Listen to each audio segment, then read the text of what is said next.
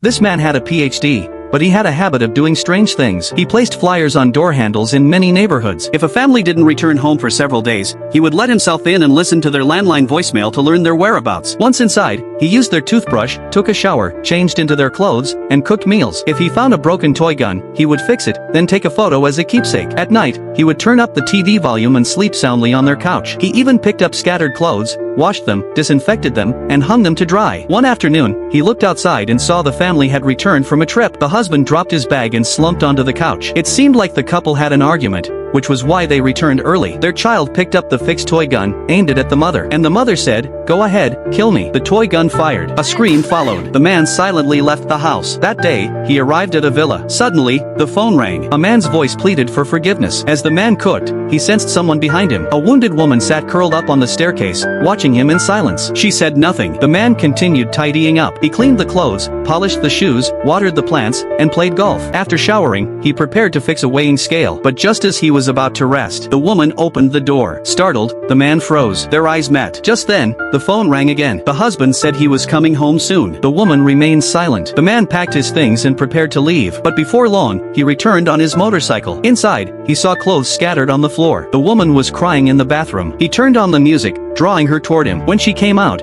she noticed the clothes he had laid out for her. She felt warmth in her heart. A ball rolled to her feet. She picked it up and threw it back. Then, they played together. At that moment, the husband returned. The woman immediately stood up. The husband lashed out, shouting angrily at her. The man's gaze turned cold. He used the sound of the bouncing ball to distract the husband. When the husband reached for his phone to call the police, the man knocked him unconscious. Then, he turned to the woman, picked up the ball, and walked away. The woman watched him go. Then, she looked at her husband lying on the floor. After a few seconds of hesitation, she opened the door and followed. Sitting on the motorcycle, she wrapped her arms around the man, and together, they disappeared into the distance.